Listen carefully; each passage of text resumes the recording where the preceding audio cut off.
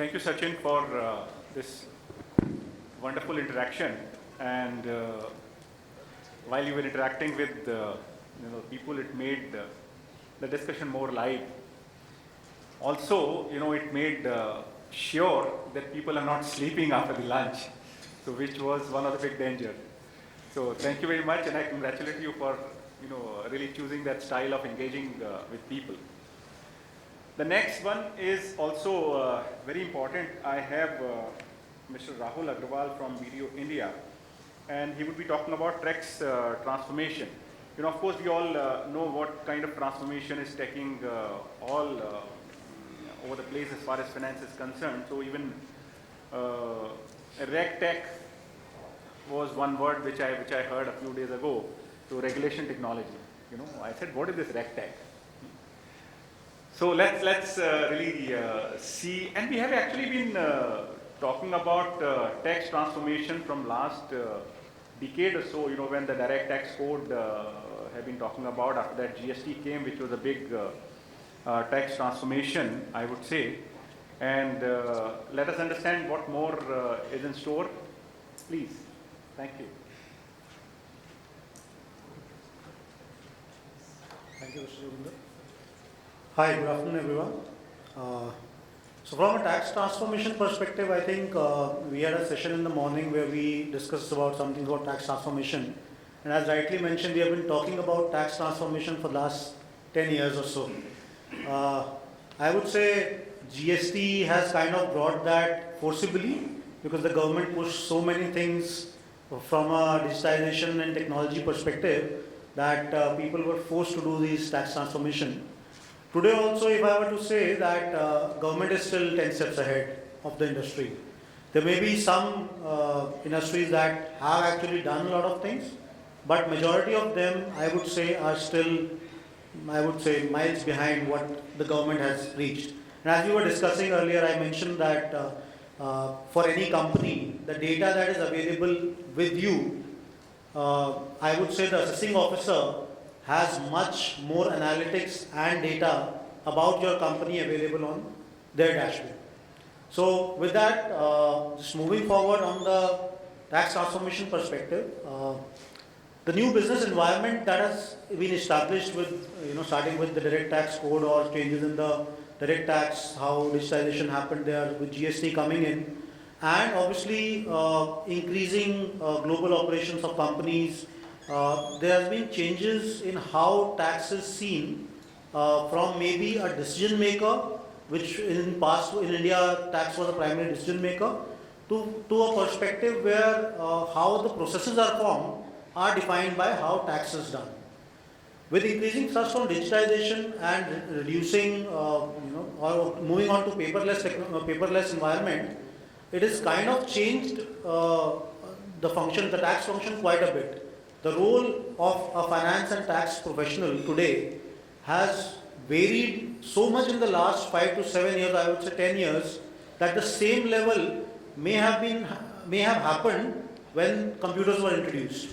So that is the kind of change that we are looking at right now from that perspective. Moving on, what is the current role of tax function in the organization? As you see, the slide is quite cluttered. There are a lot of things that are there. There are a lot of things that are there to be done by a tax professional. Now imagine, just reading this slide is so complex, and a tax professional or a person who is heading a tax function needs to manage all of this primarily without a technology backbone to support them. Now, that would be actually a nightmare which people went through when GST came in, and that was the reason why government scaled back some of the points like reconciliation or availability of credit only if it is reconciled. Those kind of things government scaled back and has now introduced after 3-4 years when people have kind of become a bit more adept, or industry has actually caught up with what the government did in the first year of GST implementation.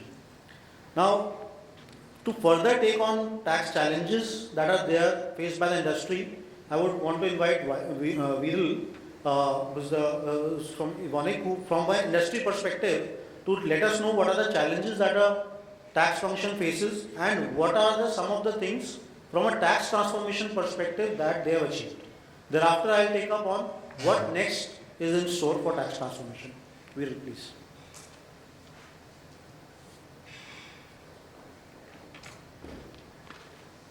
Thanks, Rahul.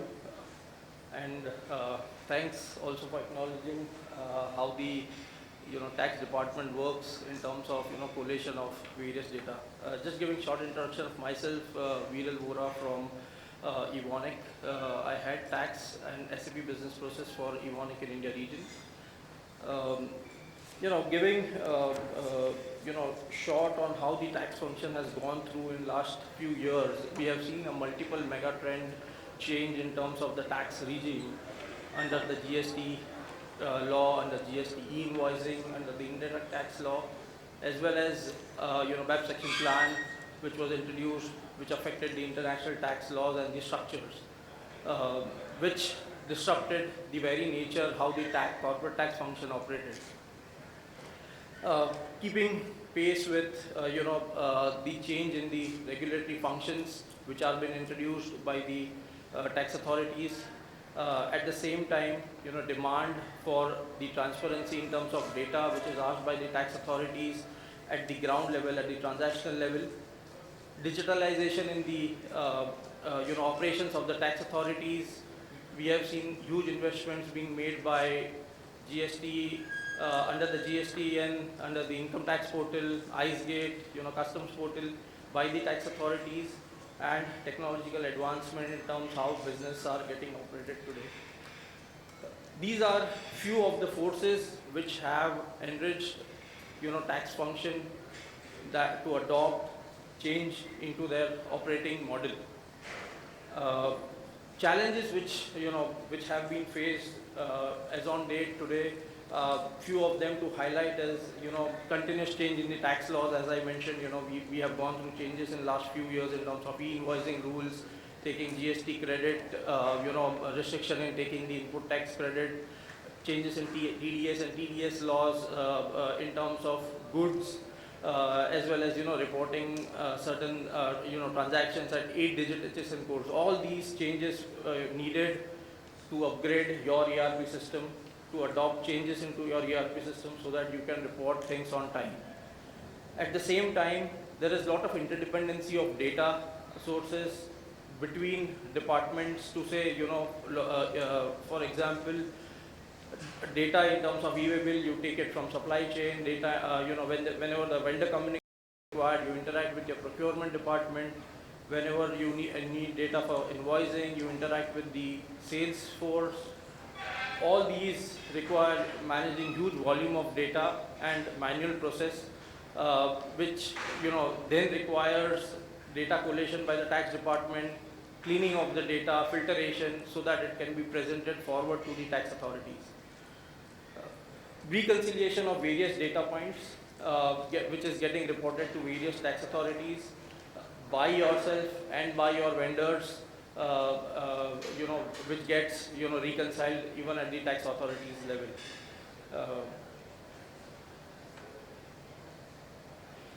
Though we have been able to achieve certain level of tax compliance today in the present scenario, where our ERP systems are extracting data on the outward side as well as on the inward side, on the sales and purchase, and we are being able to file GSTR 1 return, GSTR 3B, and manage the compliances, as required using the ASP, GSP softwares which are available in market till date.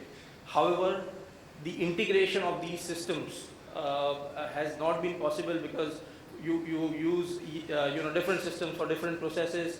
Maybe it is e-way bill, or it is e-invoicing, or for that matter, other data points. Now, that's where, and even with this reporting, data analysis is not possible, which is a need of an hour now to say for the tax function. And so today there is a need that we emerge stronger, having a long-term sustainable operational model, and that's where tax function needs transformation so that it can achieve what business needs in terms of efficiency, in terms of deriving value for the business, in terms of managing the tax risk at the transactional level, as well as standardizing and integrating different processes which are needed for the business development. I would now hand over to Rahul, who will share his views and also showcase certain tools which can be used to achieve, tax transformation by an organization. Thank you.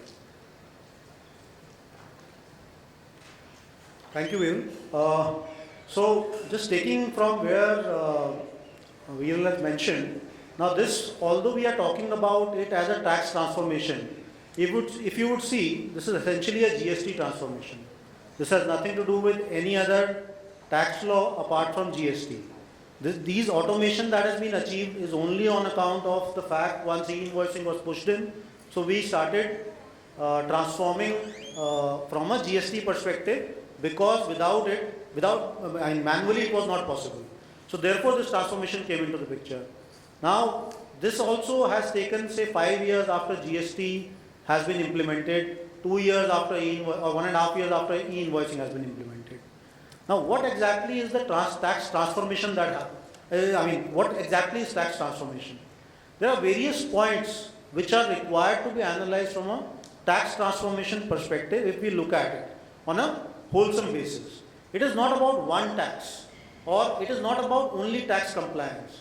The idea is that there should be one flow of data that should be happening, at the same time doing all the compliances, providing you analytics, providing efficiency, as well as managing that data efficiently. These are some of the points that are part of tax transformation. At this point of time, when we talk about tax transformation, it is only and only about ensuring that our compliances are done on time and adequately, or I would say more or less correct. But tax transformation is not only about that. It is about involving the data that is being at the generating level, be it a receipt of invoice from a vendor or an invoice generated by the company, to the time that it is actually going across, doing all the compliances and getting reported in my financials. The entire process, transforming this entire process is what we should talk about from a tax transformation perspective.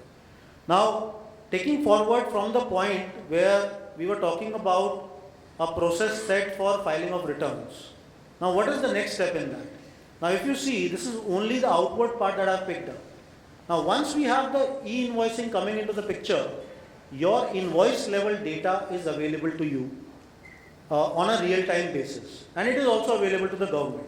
What government does is something entirely different. What we should be doing is that using that data which flows out of ERP once, we should be able to do all the things that are required, or all those compliances where that data is required, as well at the same time any analytics that needs to be done. So for example, if an invoice is raised, the e-invoicing to be done, any e-waiver to be raised out of that, any reconciliation between the two that is required. Further, not only a compliance from GST or one perspective, even the reconciliation between my 26AS basis for the TDS that my customer has deducted, reconciling it with my invoicing. All that activity should ideally be done once that data of invoice, or once that invoice is raised through my ERP. In case there is any variation, the solutions should be capable enough to communicating it to the customer that there is some variation in it. Please respond so that I can reconcile it. Because most of the tax teams are today doing reconciliation of one or the other data for 75% of their time, if not more. Now, how do we reduce that? Because these reconciliations have been added. There is nothing that has been reduced. So how do we bring those things down? By automating these processes, streamlining these in a manner that the data flow is one single line. That's the underlying assumption or underlying requirement in a tax transformation. Now this was from an outward side. If I move on to the inward side, the purchase data that is coming in. Now once you book an invoice, there are multiple things that you are required to check. 90% of the industry is not checking whether that vendor has actually filed a return or his GSTN number is active. I'm not even going to the aspect where that e-invoicing is enabled for that vendor or not. Today an invoice comes, it is booked. When the payment has to be made, the payment is made, irrespective of whether that invoice has been reported by the vendor in his return. The credit, 18% is a very substantial amount. So the need of the hour is that these payments should ideally happen only once this reconciliation is achieved. Parallelly, whatever are the tedious requirements, they should also be done through the same data flow that is happening. That is when we would have achieved the next level of transformation, and we can actually call it tax transformation and not really GST transformation. Now, this is what we are talking about. There is one step further ahead to it. Here we are talking about data entry points being done most of the times manually. How does the ERP get a vendor invoice data? Somebody is punching that data in the ERP. A manual punching would always ensure that only the minimal required data fields are captured, which does not allow you to do a good analysis, because analysis is not done through basic fields. It is always done through the additional data that is available. We just talked about payment related things. Now each e-invoice has an option of giving the payee details also. Is there something that is being used to track it down and make a payment? No, because it's an additional data not required. If a bank account of a vendor is changed, the system, somebody would have to inform the team manually to make a payment in a different vendor, while the data is still sitting idle on that invoice that the vendor has issued. All those points needs to be looked at. So what is the future perspective from this point? Suppose you have a vendor portal in between, which kind of takes care of everything. This is your central point of contact where an invoice has to be uploaded by the vendor directly. Or in case of e-invoice, it is going to be a situation where a vendor raises an invoice that is automatically sent to you by the GST or the e-invoice portal. So you have that invoice in advance with you, irrespective of whether the goods or services or the physical invoice has been received. Once that happens, just by scanning the QR code, you can pull out the rest of the data which is already available in your 2A, 2B or your e-way bill details in the case of goods. Once that happens, you can easily relate it to PO, do away with majority of your manual entry of data in your ERP. An organization with 10,000 invoices coming in each month, large OEM suppliers, how much time do you think they would be spending today on entering that data in the system? All that is a cost saving. Further, with this real-time check that you have, you would be also saving on the working capital part of it, because you would be making a payment only once you have a credit. There have been instances where 2 to 5% of the profit element has been stuck into credits, which have been availed after a year's time. Consider a cost of working capital even at a 10% odd. A 10 crore credit blockage would mean a 1 crore loss.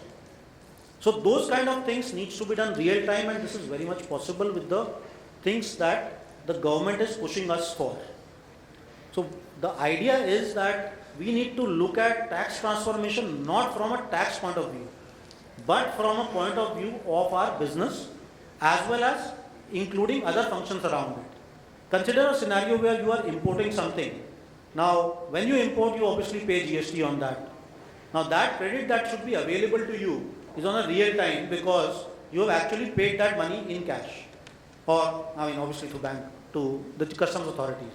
Now, consider a bill of entry has not reached the finance team. How do they know that this is the amount of credit that was supposed to be availed? With the system providing all that information and doing those analytics, you can easily do all those kind of things. So this would further, I would say, empower the tax function to better be optimized, and from a cost center in an organization become I would say a saving center, wherein they would be providing adequate savings by way of working capital management or reducing any cost on account of delayed credit availability, so that there could be better governance around that.